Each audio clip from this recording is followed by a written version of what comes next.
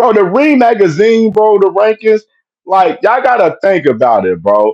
This man Turkey, he don't fuck with Tank. He don't like Tank, but he won't Tank to fight for him. But then he still has Tank ranked number 1 in the rankings, though.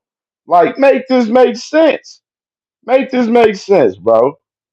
Like, they got what they got? They got Tank at 1, Keyshawn Davis at 2, Shakur Stevenson at 3, Williams Cepeda at 4, Raymond Muratala at 5, Andy Cruz at 6, which is just quick note. Andy Cruz, he's going to be fighting on the Richardson Hitchens and George Kambosos Jr. card June 14th, by the way. Just a little side note. Andy Cruz back in action June 14th on the Hitchens and Kambosos card. Number 7, Frank Martin, which is Frank Martin. Apparently, he moved up to 140, so I don't even know why he in the 135 rankings for real. Denise, which is Denise Brinchak, does not deserve to be in this 135 rankings. He is ass.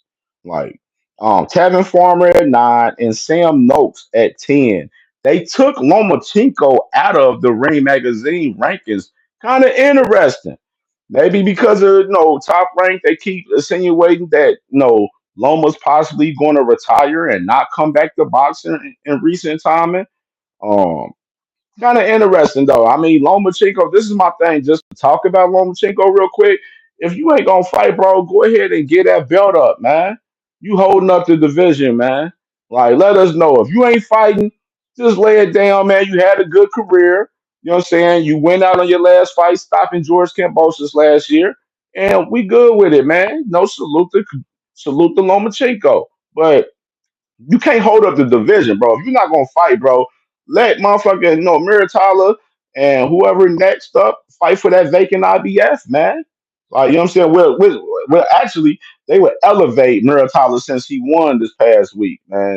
You know what I'm saying? So Miratala would be, the regular IBF champion if Lomachenko ends up retiring, which is, no, Lomachenko ain't no reason to hold up the division, bro. Like, this shit, we got to move on. We got to keep shit pushing. We need other fights at 135. The 135 division isn't as glamorous as it was, you know what I'm saying, maybe 2 years ago when, you had, guys like T.O. and Rowley and Devin and all of them guys. Some of them guys great bullies at the division, but that's a whole nother story. But, you know what I'm saying?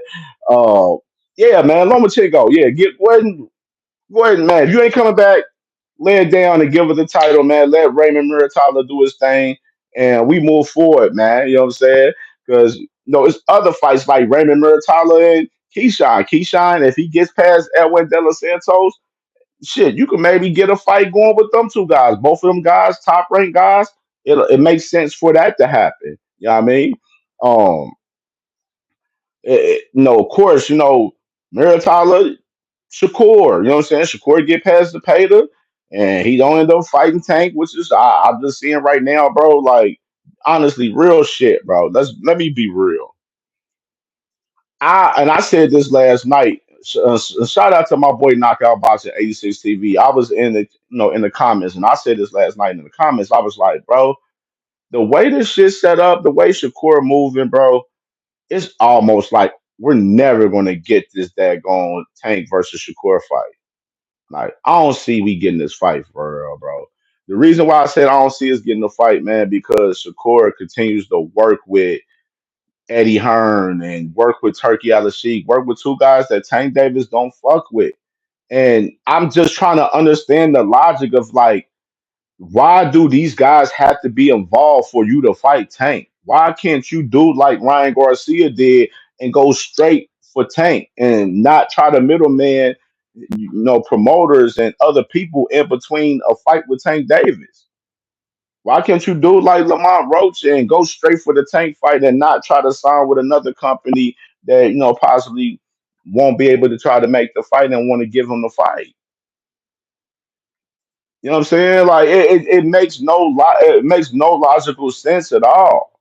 Like, like Jag Queen Boxing, you know what I'm saying? And I gotta say this, Jag Queen Boxing, sis, hey, your live stream the other day was crazy. Like, I was so amazed at how you was cooking up on there, sis. Like, your cook up was crazy on there, and you definitely. Definitely, you got it, bro. You got it for real, sis. For real, like you got it, man. We gonna talk about it though. But yeah, bro, it leads me to think for real how Shakur moves that he never really wanted this fight with Tank Davis from the first place. He pump faking, like him talking about no, talking about Tank shouldn't fight Lamont Roach. He possibly might lose that fight, and it's gonna fuck up the fight for me. Bro, what you mean? You had the chance to take a one fight deal and fight Tank straight up last year, and you didn't even want to continue the negotiations with the fight. What are you talking about, bro? Like, come on. Like, come on with the logic of this shit. Like, this shit pissed me off for real. And because Shakur sits there and try to pushes the reason of the Tank fight not happening on Tank when it's on him. If you want the fight, you could have took it last year in 2024. If you want the fight, go straight to the plug instead of trying to fuck with the middleman. Like Shakur, he remind me of one of them niggas that was selling weed and shit back in the day. Oh, it's a quarter lick and shit. He, you know what I'm saying? He got this dude that won a quarter, and then he go holler at this man that's selling ounces and pounds and shit, and fucking gets the quarter and sells the fucking quarter bag to the dude himself and take $5, $10 off top. You know what I'm saying? He remind me of a middleman weed or weed dealer, bro. For real, that's what Shakur reminds me of. He wants to have the middleman be among handling real business, bro. And that shit don't dwell well with me. That shit, that the logic of that is fucking stupid. Like, if you want something, go to the plug, go to the source. Why try to go through a middleman through everything? He didn't do that shit when he had Oscar Valdez. He didn't do that shit with Jamal Hearn. He didn't do that shit with De Los Santos. Like, bro, he going straight direct with them guys, but he can't go straight direct with Tank, and because he want to be the guy. Oh, we gotta talk on the phone. Let's talk like Earl and Bud. Newsflash, Shakur, you're not Bud Crawford. Tank ain't Earl Spence. Tank is not giving up his A side leverage to a fucking low B side fighter that's fighting on two undercards, getting booed over there in Saudi Arabia. Can't even fucking main event in New York. Fucking 10 minutes away from New Jersey. Like, come on, be fucking real and logical, bro. Like this shit just is mind blowing from Shakur. Like I don't get the logic of him and the fan base of his, the 50 Shakur fans that it is out there. And no, I don't get the logic.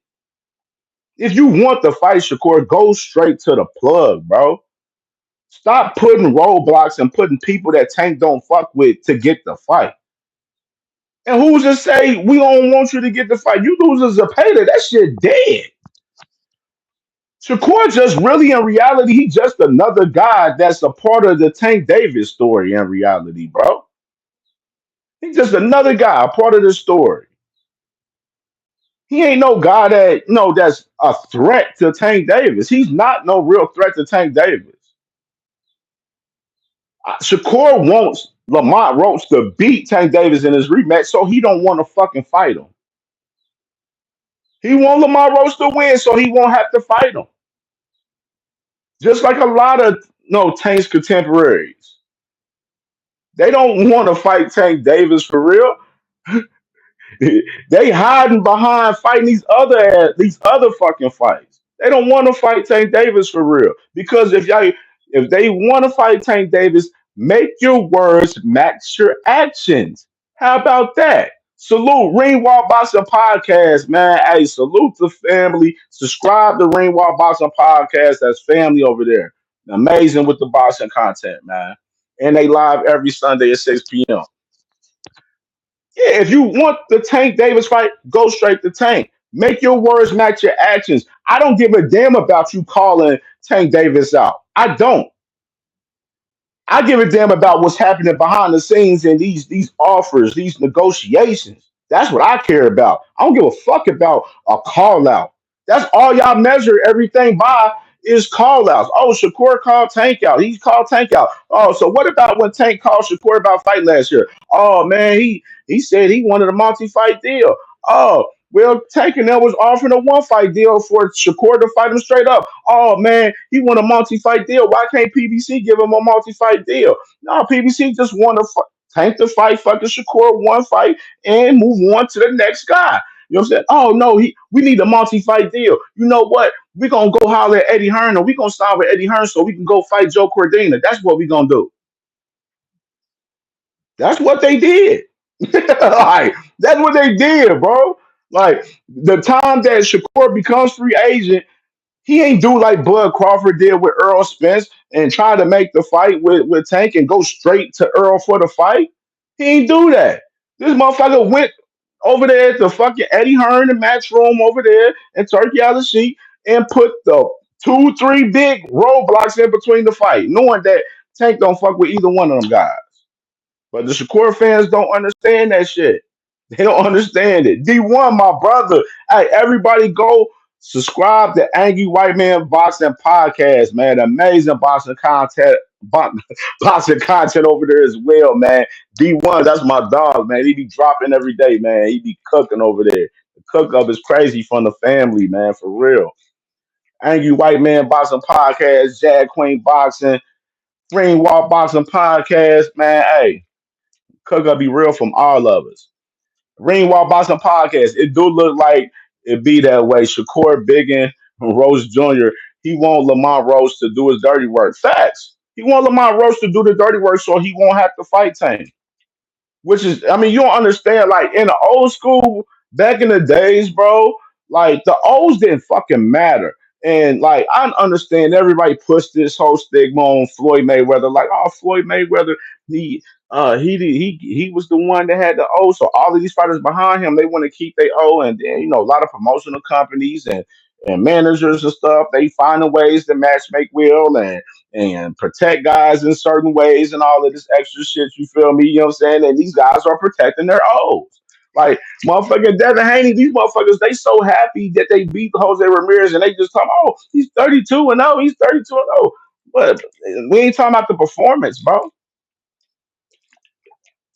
Niggas never want to talk about the performance.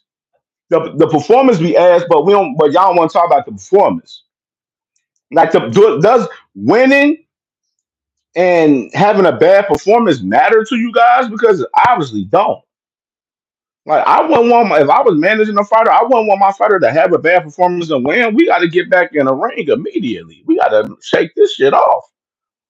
We got to get that shit back. This is how I be on my live streams. If I do a bad live stream or a bad video, I'm instantly doing content again so I can get that shit back and run that shit back. You feel me? Like, I gotta get that shit back better. I gotta get better. You know what I mean? I'll be eager to drop. I'll be eager to get some great content out after I do some content that I don't like. You know what I'm saying? That ended up turning bad. You feel me? Like, that's how I am. So I don't know how other people be feeling. You feel me? But other than that, man, we gonna go ahead and get to some other shit, man. Talk about them guys. Um, yeah, and then I'm talking another thing.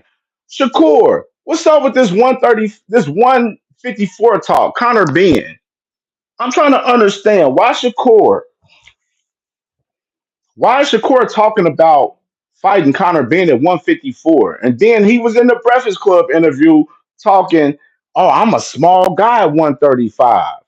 But then you hear him in an interview after the press conference yesterday talk about I rolled up on Connor Ben and I sized him up and I'm like, man, I can fight him, man. We can fight at 154 or 147.